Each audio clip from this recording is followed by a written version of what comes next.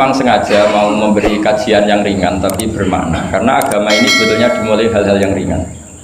Nggak ada ceritanya filosofi agama itu berat. Karena jubilatil ukul ala qabulil haqi. Semua ulama berpendapat akal itu dipaksa untuk menerima kebenaran. Saya pernah ditanya seorang dokter, dia tanya gini, Pak, zina itu kan enak, kenapa haram? Lalu tidak enaknya zina di mana? Terus dia saya tantang, andai kan zina wajib kamu bingung, kok bisa? Kalau setelahnya terus tak suruh lagi kamu bisa, ya udah bisa. Akhirnya dia mikir iya ya, kalau wajib malah bingung, harus mengumpulkan uang untuk murder. Dan kalau dia senang seseorang tidak harus kesampai. Ya kan, kalau kamu senang seseorang kan tidak mesti dia senang kamu. Kan repot kan? Kalau senang tidak mesti dia senang kamu, atau nggak senang maunya dibayarkan repot. Mendingan diharamkan terus tidak usah, kan enak malah. Tidur di kamar happy santai. Syukur-syukur itu terganti oleh sujud, oleh munajat, oleh kesenangan-kesenangan yang religi. Misalnya maling diharamkan ya enak, kalau kita boleh maling malah digebuki orang malah repot. Barokahnya diharamkan tidak dapat pahala, tidak digebukin orang gitu. Sama, jadi perlu membuat argumentasi agama itu penting. Selama ini ada kesolehan-kesolehan amatir, itu yang sering saya kritik setiap saya ngaji itu, kesolehan apa? Amatir. Misalnya gini, kadang-kadang orang ngeluh gini, Islam itu repot, mau kebar gak boleh, mau bebas gak boleh, andai kan boleh semua kan enak. Pertanyaannya adalah ketika boleh semua, apakah lembaga maksiat ini tidak ada aturan? Kan tetap ada aturan. Boleh pakai kalau bayar, itu aturan enggak? Aturan. Kalau yang cantik mahal kan aturan.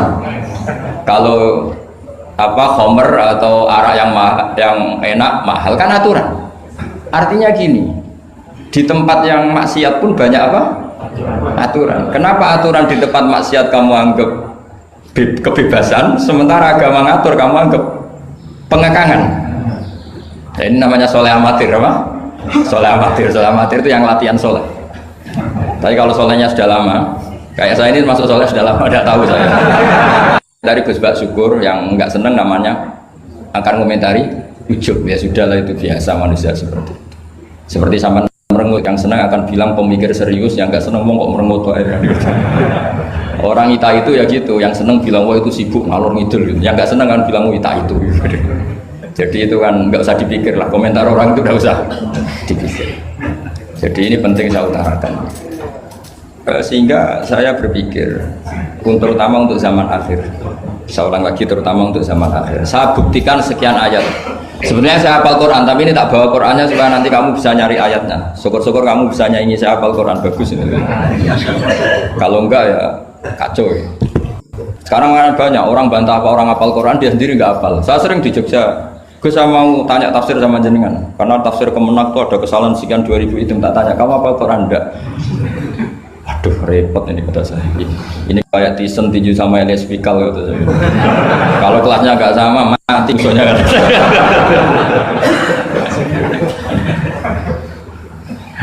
Karena bukan karena ini keangkuhan, tapi proporsional apa? Proporsional. Saya cerita yang ringan-ringan saja, sebagaimana sanad saya dari guru-guru saya ila Rasulullah Shallallahu Alaihi Wasallam. Agama itu dimulai dari kesenangan, happy, farah kalau dalam bahasa Arab al-farah. Ayatnya jelas, kul bi fadlillah wa bi rahmatih fa bidzalika falyafrahu. Ingat Muhammad dengan fadl Allah, anugerah Allah dan rahmatnya, kemudian dengan itu kamu harus senang. Sehingga dengan senang kepada Allah dan Rasul itu nikmatnya Masya Allah. Andai kan senang itu bisa ditakar, orang yang sedang tahajud menangisi dosanya plus menangisi nasibnya kalau di perantauan ini. Itu senangnya sama orang yang sedang dugem itu mesti kalah, mesti senang yang sedang tahajud. Karena orang-orang maksiat itu sebenarnya orang-orang susah. Kalau tidak susah gimana? Setelah itu semua ditanya senangnya di mana? Tidak tahu dia mabuk. Sementara senang kamu ingat betul tadi malam saya nangisi dosa-dosa saya, nangisi nasib saya, kemudian tenang karena kembali ke Allah, kembali ke Rasul. Itu luar biasa senangnya. Tapi masalahnya sekarang ibadah itu kayak ancaman. Kalau ada pondok mewajibkan tahajud itu santrinya itu sudah mendelik dulu. Kalau di masjid-masjid gini itu Kira-kira diwajibkan tahajud, orang juga protes. Ini aliran sesat, sunat kok diwajibkan. Jadi agama itu banyak keunikan, tapi yang jelas saya pastikan kamu harus senang. Kata Rasulullah SAW tadi, salasun mangkun nafihi wajata halawatal iman. 3 hal ini, kalau 3 hal ini ada pada kamu, ada pada kita, pasti kita ini menemukan halawatal iman, manisnya iman. Yaitu satu, ayyakuna Allahu wa rasuluhu ahabba ilaihi mimma siwahuma. Bahwa Allah dan Rasul itu lebih Anda cintai ketimbang yang lain. Mencintai Allah itu nikmatnya Masya Allah. Caranya gimana supaya kita istiqomah ibadah? Anggap hidup kami itu sehari. Saya ini di Jawa, celok besar, tapi punya uang 200.000 itu ngira banyak sekali. Bukan banyak, banyak sekali. Karena saya ngitung hidup itu per hari. Karena aturannya orang soleh, sama tak ijazahi, pasti kamu gak mau. Karena kamu pecinta won. Pasti tidak mau. Syarat sahnya orang soleh itu harus nganggap hidup itu hanya sehari. Hanya apa? Wa'mal li akhiratika ka'annaka tamutu ghadan. Beramallah untuk akhiratmu seakan-akan besok mati. Coba kamu yang di perantauan, bayangkan maksiat sampai 60 tahun ke depan kan berat. Sampai seminggu saja kira-kira berat kan? Tapi kalau bayangkan saya tidak akan maksiat semalam ini karena besok saya mati, sukses. Besok berpikir gitu lagi, saya tidak akan maksiat kan hanya sehari. Ternyata besok hidup lagi, berpikir gitu lagi, tahu-tahu mati betulan setelah 60 tahun. Jadi itu apa ya, satu konsep dari Rasulullah supaya orang itu meninggalkan maksiat itu ringan karena bayangannya hidup hanya. Coba yang ahli maksiat itu diberitahu besok kamu mati, kira-kira malamnya maksiat enggak? Kamu maksiat itu karena bayangkan hidup masih lama. Makanya kata Quran, wahai orang-orang yang beriman, alam yakni lil ladzina amanu an takhsha qulubuhum li dzikrillah wa ma nazala minal haq. Orang-orang iman tuh sudah saatnya khusyuk. Kamu jangan seperti orang-orang dulu. Orang-orang dulu fatola alaihimul amatu faqasat qulubuhum. Orang itu menjadi wangkot, menjadi keras hatinya karena merasa hidupnya itu panjang. Ini penting, ini konsep-konsep yang ada di hadis sahih. Jadi tidak perlu kamu soal ini sahih apa enggak, tak pastikan sahih. Saya ini baca hadis lama sekali. Jadi yang nyoal harus imbang. Kalau enggak kayak Tyson dengan Elias Pikal. Supaya clear, supaya jelas. Saya sering ketemu para pemikir di Jogja dan berkali-kali saya bilang harusnya diskusi itu imbang. Ini bukan karena keangkuhan tapi karena proper. Awal maksiat itu dimulai karena tidak senang tercari kesenangan dan pilihannya maksiat. Coba kalau kesenangan itu ada pada taat, itu luar biasa. Sampai Rasulullah itu menggambarkan ketaatan yang baik itu ada hadis yang mungkin kalau orang Jogja, orang Solo itu tidak siap karena agak priayi. Nabi pernah ngendikan, wa fi buti ahadikum shadaqah. Kamu ngeloni istri kamu itu ya sedekah. Sahabat ya tanya, ayati ahaduna syahwatahu wa walahu ajrun. Yang benar aja ya Rasulullah, masa urusan seks, urusan biologis kemudian dia dapat apa? Pahala. Nabi jawabnya ringan saja, alaihi salawatu aha fi haramin akana alaihi wisrun. Kalau yang digauli itu istri orang atau yang enggak zaujahnya, enggak istrinya, apa dia ada dosa? Ya dosa ya Rasulullah. Fakadzalika lawatu aha fi halalin kana lahu ajrnya. Begitulah kalau dia kalau salah letak haram, kalau tepat sasaran ya halal. Segampang itu ibadah itu. Jadi ngumpulin istri ibadah, nimang anak ibadah, ngaji begini ibadah, meskipun nggak paham, nggak ada syaratnya paham. Yang menyenangkan dalam Islam kan gitu, ngaji itu udah harus paham. Yang penting datang, pura-pura paham, selesai. Bahkan saya pernah dibully oleh santri itu, ya agak kurang ajar santri itu. Ya santri gak jenengan-jenengan, santri tua-tua gitu. Itu Gus, jenengan sama saya nanti di surganya dulu saya. Kenapa?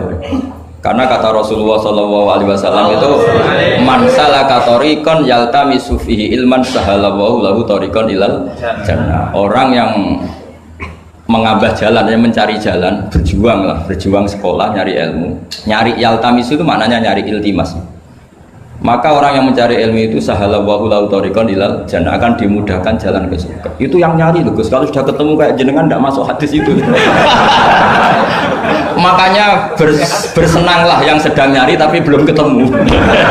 Karena hadis itu untuk yang masih mencari. Itu pasti sampai Anda saya. Wah saya mikir, wah ini nyari hadis apa yang bela saya. Karena hadis ini itu tidak mihak saya, nggak mihak yang sudah ketemu. Yang namanya nyari kan belum ketemu, maka bergembiralah yang nyari ilmu udah alim-alim. Karena syaratnya, ya kan? Man salaka tariqan yaltamisu fihi ilman sahhalallahu lahu tariqan ilal jannah. Siapa yang berjalan atau menempuh satu perjalanan mencari ilmu. Di mana-mana mencari itu sudah ketemu belum? Belum. Berarti kiai masuk hadis itu enggak? Alhamdulillah. Karena kiainya sudah ketemu maka bergembiralah jenengan saat tidak paham. Artinya masih mencari. Makanya kalau mau paham jangan paham. Karena saya ini kebetulan memang peneliti hadis dan saya banyak menghafal hadis karena saya suka dengan kalimat-kalimat jamiah, kalimat-kalimat yang komplit dari Rasulullah SAW. Sehingga ngapalkan hadis saya itu banyak dan imbang itu ya balance kalau dalam bahasa inteleknya itu. Saya termasuk menghafalkan hadis wa innal alima la yastaghfiru lahu man fis samawati wa man fil ardi hatta al-khitan fil bahr. Sebagian riwayat wa inna mu'alliman nasi al khaira la yastaghfiru lahu man fis samawati wa man fil ardi hatta al khitan fil bahr wa hatta namlatu fi juhriha.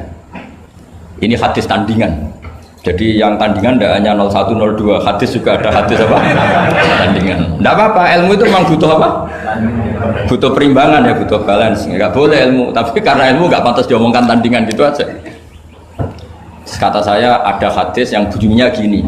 Wa innal alima, orang alim itu akan dimintakan ampun oleh penduduk langit. Jadi semua malaikat Jibril dan Mikail, semoga termasuk Israel, itu memintakan maaf untuk orang alim, tidak yang belum alim. Itu kamu udah masuk hadis itu. Keren mana? Wah sama kerennya Gus. Saya masuk surga, yang jenengan nanti juga masuk surga. Ya sudah, nggak usah geger ketemu di sana. Jadi ini penting. Nah sekarang problem Islam sekarang adalah yang garis keras pakai hadis-hadis garis keras untuk mengadili yang garis lunak pakai hadis-hadis yang garis lunak untuk mengadili hadis kelompok-kelompok garis keras. Itu tidak fair. Nggak fairnya adalah Islam itu kafah itu artinya konsepnya itu komplit, tidak boleh separuh. Saya punya sedikit ini yang agak serius, tapi tidak usah masukkan hati. Nanti kalian protes nggak bagus Israel itu. Begini, Abu Bakar As-Siddiq itu terkenal layyinal janib, mutawadi, layyinal janib, sahlal akhlak, namanya layyinal janib. Orang yang sopan sekali, santun sekali, santun, sopan, terus simpatik, sangat-sangat simpatik. Namanya Abu Bakar As-Siddiq. Tapi ketika beliau sudah iman, beliau iman itu kalau nggak salah ya kira-kira Saniyasnen atau ya Salisa Robiah atau berapa lah. Karena kalau dalam sejarah awaluman amanah itu sebetulnya Khadijah. Awaluman amanah mutlakon itu sebetulnya Khadijah. Awaluman amanah mutlakon bisa saja Sayyidina Ali, dan awaluman amanah mutlakon bisa saja Abu Bakar Siddiq. Saya sedikit cerita ya supaya tidak gaduh dalam sejarah. Ketika Rasulullah umur 25 itu, ketika beliau umur 20 itu Khadijah itu karena punya paman penginjil namanya Waraqah bin Naufal, itu sudah tahu kalau Nabi akhir zaman ya Muhammad itu, sehingga dia memerintahkan hulamnya namanya Maisarah. Maisarah itu nama cowok, nama lelaki. Ini perlu dicatat. Nanti kalau kamu tahu Maisarah menemani Nabi dalam perjalanan, terus kamu tiruah cari Maisarah ya. Maisarah itu nama lelaki ya. Lihat ya, Maisarah itu nama. Orang Arab memang lucu, biasa nama lelaki pakai tak muannas kalau dalam ini Mas Rois ini bahasa gontornya itu. Kalau bahasa Arab biasa, Maisarah lelaki, Tolha lelaki, Hamzah lelaki. Jadi biasa kalau dalam bahasa Jawa kan enggak, soleh dan solihah, muslimin dan muslimat, pokoknya kalau ada tak itu muannas.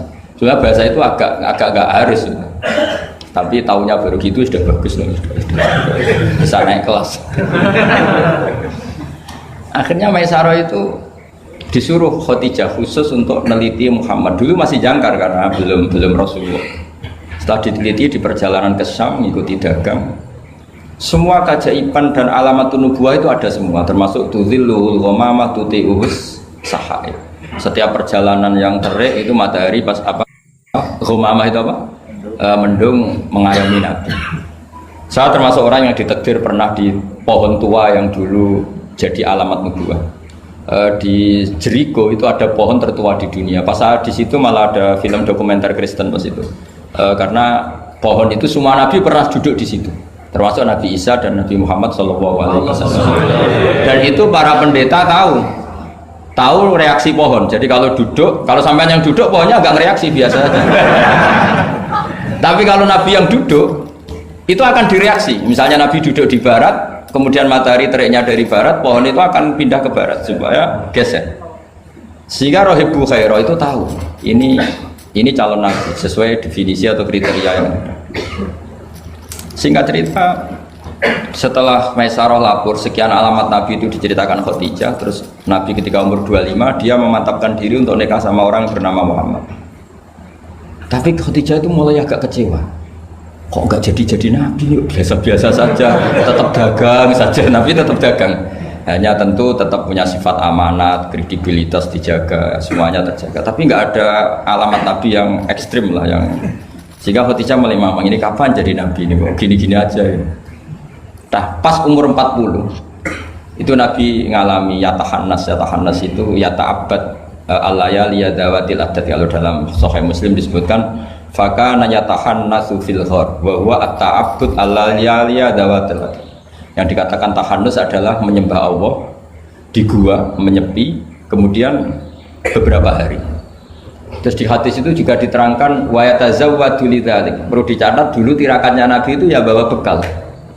Bukan terus kelaparan 3 hari nanti fata morgana yang dilihat. Jadi ini perlu dicatat. Kadang banyak orang tirakat gak makan 40 hari, gak makan 3 hari, itu malah bahaya. Karena yang dikatakan nur atau apa ternyata fata morgana karena lama ndak makan. Jadi perlu dicatat di hadis itu jelas ada kalimat wa yatazawwadu lidzalik. Ya Nabi ya normal bawa bekal. Jadi tidak lapar-lapar amal. Tapi tidak satu nampan kayak makan di atas tadi ndak ya. Kalau itu makannya orang kelaparan itu. Ya tapi bagus lah, saking hormatnya sama kiai makannya banyak. Apa ngetes kiainya? Kalau banyak ada kiai ini. Tidak tahu. Motifnya apa? Tidak tahu. Motifnya tidak tahu. Tapi husnudzon wajib. Panitia tenang saja. Kiai itu wajib husnudzon. Harus baca ini ya Muhammad. Nabi begitu fatwa. Sehingga ini penting sekali karena jarang orang mengungkapkan ini. Kenapa jarang mengungkapkan? Kemungkinan satu tidak tahu. Dua, karena kadang kiai itu ya manusia, Ustadz juga manusia. Kadang-kadang dengan tanda kutip itu ya pecundang. Dia ngomong yang dicintai pasar, itu yang saya sesalkan betul. Tidak ngomong yang dibutuhkan dalam khazanah Islam. Itu saya kecewa betul. Dan semoga mereka itu tobat. Enggak boleh seperti itu. Coba kita ini Islam mulai kecil, punya kiai mulai kecil. Kadang-kadang tidak pinter-pinter. Karena ayatnya itu terus sama. Kubu sebelah misalnya dalil ayat ini, yang ini terus gitu aja. Kalau orang sunat diceritain Nabi Ibrahim sunat 80 tahun itu pakai palu, pakai apa itu kodum itu tapak langganan ya. Kalau ada orang mati ya mesti kullu nafsin dha'iqatul maut. Kalau ada orang nikah mesti faman rohiba an sunnati itu saja. Jadi umat ilmunya tidak tambah, ya sudah siapa saja yang nikah ya itu aja, yang mati ya itu aja kullu nafsin. Karena ya pasarnya seperti itu. Buat sekali-kali ada orang mati itu bilang, ayo pesta. Karena orang dolim ini sudah mati. Ngurangi beban bumi. Ngurangi beban apa? Syukurilah kematian orang fasik ini. Itu nggak disangoni sampai. Sudah ada disangoni, dibenci keluarganya, ya enggak? Ya daripada gitu yang umum saja kullu nafsin maut. Kematian adalah mau'idzah, kafa bil mauti wa'idzan. Cukup mati sebagai nasihat, ya ikut pasaran saja karena itu yang menghasilkan pasar. Tapi resikonya itu ilmu itu tidak tambah apa? Tambah. Ini kritikan saya, semoga ini membantu ya supaya ustadz-ustadz itu kalau ngaji itu mikir yang dibutuhkan umat, jangan permintaan pasar, itu tidak bagus. Saya datang ke sini juga bukan karena undangan. Saya yang bilang saya tanpa diundang pun datang ke Korea karena saya ingin sujud di bumi ateis supaya nanti keren. Keren betul, sampean tuh keren betul, sujud di bumi. Wah itu pol kerennya tuh, hebat. Kalau sujud di Mekah, Medina, di Indonesia itu kan wajar. Ini sujud di bumi.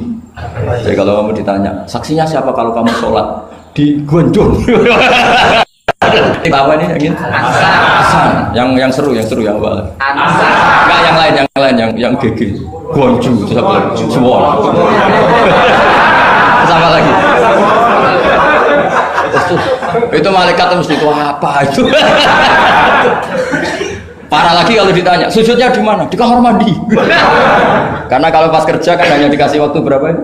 5 menit dan itu pura-pura di kamar mandi. Keren nggak? Keren. Jadi padahal bumi itu akan bersaksi yang dipakai tempat sujud. Itu paling keren mesti yang Korea.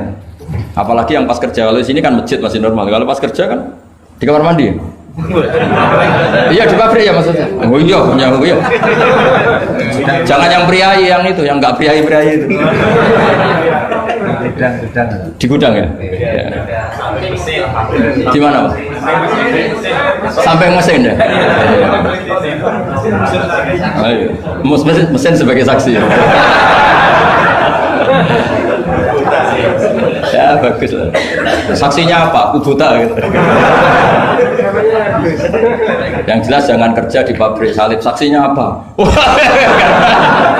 Kerjanya bikin apa? Ya, pas waktu sholat. Saksinya apa? Itu. Bisa berhadapan-hadapan itu saksi sama yang disaksikan. Begini ini intermezzo saja tapi betul. Jadi kemudian Khadijah, kembali ke Khadijah tadi. Rasulullah itu nggak bisa baca. Walhasil akhirnya ditakdir bisa.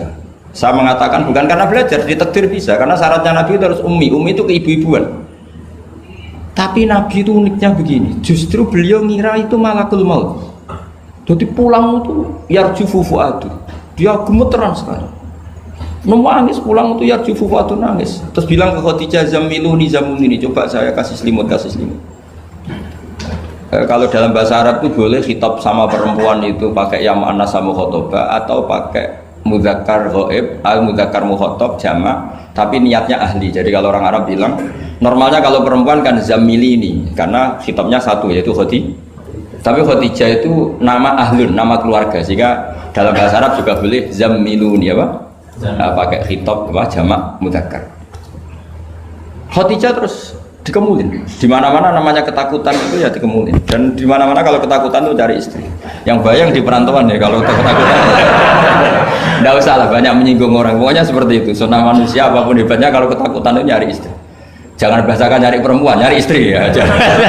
Garisnya jelas ya. Kalau ketakutan nyari apa? Istri. Nyari istri apa nyari perempuan? Istri. Alhamdulillah. Bagi yang punya. Bos. Akhirnya dikemulin sama Khadijah. Ada apa? Oh saya tadi ketemu malakul mauti gini-gini. Khadijah tuh senangnya bukan main. Ini yang saya tunggu. Hampir saja saya putus asa. Takut kamu nggak jadi nabi. Terus tanya Khadijah, lalu sifatnya orang tadi kayak apa? Oh gini. Oh ya besok ikut saya.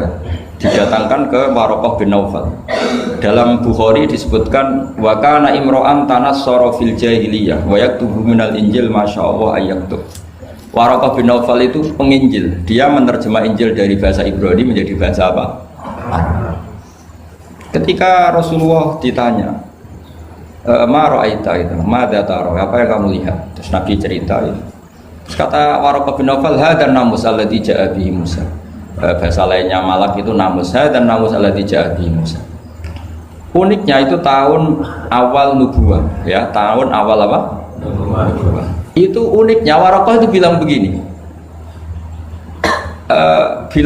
Ini Waraqah bin Naufal bilang gini. Doakan saya ini masih hidup. Khina akhrajaka qaum, ketika kaum kamu ngusir kamu. Kagetnya bukan main Rasulullah, karena Rasulullah itu figur yang menarik, yang simpatik. Beliau putra tokoh, Muhammad bin Abdullah bin Abdul Muttalib bin Hashim, tokoh yang sangat dihormati. Beliau tidak punya kasus, beliau tidak orang yang dibenci, beliau orang yang sangat menarik. Kenapa harus ngalami diusir? Maka Rasulullah tanya, awamu khrijiyahu, masa betul umat saya mau mengusir saya? Tapi siapa? Waraqah tetap bilang, ya letani fiyajat anhina akhrajaka qaum. Doakan semoga saya ini masih kuat ketika engkau diusir kaum. Ini sekalian latihan bahasa Arab karena sama nama latihan bikin mesin saja ini ambil latih bahasa Arab. bahasa Korea ya. Akhirnya kata Waraqah bin Naufal, tidak ada orang yang alami seperti kamu kecuali pasti akan diusir. Falam yalbas yasiron illa antum. Terus kemudian Waraqah tidak lama kemudian meninggal. Ya, yang penting dari ini semua apa? Waraqah itu membaca kriteria para nabi itu pas sekali, dan akhirnya tahun 13 nubuwah Rasulullah ngalami diusir. Kan beliau hijrah itu 13 tahun dari nubuwah, kira-kira umur 53 berapa? 53. Tapi Waraqah sudah mengatakan itu di tahun pertama Rasulullah menjadi nabi, karena definisi nabi itu harus pernah diusir. Maka kalau sampai ngalami diusir oleh nasib itu ya ada alamat. Cuma itu udah alamat nubuwah, alamat terlantar. Jadi itu bedanya. Karena yang nabi sudah ditutup, nggak ada peluang lagi. Jadi, nah, Khadijah itu masih nggak terima. Padahal beliau sudah mendapat sekian alamat. Tadi tudzilluhul ghamamah tuti'u sahab, ada sekian alamat. Tesnya sudah lulus semua. Rasulullah tadi Maisarah menyaksikan apa? Dinaungi oleh apa? Mendung tadi. Macam-macam. Khadijah itu masih dengan tanda kutip masih agak-agak beli. Masih cari definisi yang ini agak absurd lah. Terus kata Khadijah gini, ya Muhammad, ya Rasulullah, kalau kamu kedatangan teman kamu itu, kalau bilang sohibuka, nanti cerita ke saya. Ya kata Nabi. Nabi itu lugu, nggak ngerti kalau itu dites. Ya katanya. Suatu saat Jibril datang ke Rasulullah. Ini malak, ini Jibril, ini teman saya datang. Ya Nabi kadang istilahkan Jibril itu temannya. Ini teman saya datang. Oh iya. Terus Khadijah dekat Rasulullah, pas Rasulullah agak-agak dipangku manja. Fakasyafat an auratiha, sebagian auratnya Khadijah itu dibuka. Sama tidak usah bayangkan kelihatan apanya itu. Makanya saya bilang agak absurd. Ya kira-kira pupunya saja lah yang lebih mudah. Tidak lebih dari itu, jangan macam-macam. Akhirnya terus ditanya, Khadijah tanya, temanmu masih? Tidak, lari. Akhirnya Khadijah ditutup lagi. Khadijah nggak tahu ada Jibril, nggak tahu, ditutup lagi. Sekarang temanmu di mana? Oh sekarang datang lagi.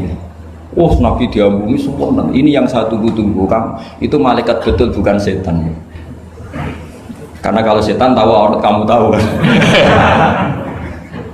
Artinya apa? Dalailun nubuwah itu dikaji sedemikian rupa oleh Khadijah karena beliau ponakan dari penginjil, yaitu Waraqah bin. Tentu zaman itu Injil masih orisinil, bukan kayak sekarang Lukas Matius. Tentu jadi Injil di sini bukan konotasi yang muharraf, yang apa? Enggak orisinil ya, tentu yang masih apa? Orisinil. Jadi semuanya mengarah ke pembenaran terhadap kenabian Rasulullah Muhammad SAW. Jadi Khadijah tambah mantap. Jadi Nabi dites itu ada tahu ya lugu saja, temanmu masih lari. Terus setelah ditutup lagi, temanmu ada. Oh iya ya sekarang ada lagi. Wah ya Nabi betul. Absyir ya Muhammad, kamu harus senang, itu malaikat betul. Kalau setan tidak seperti itu. Oh kalau ada aurat senangnya bukan main. Nah, melihat awal, saya ulang lagi ya, melihat awal dialek kenabian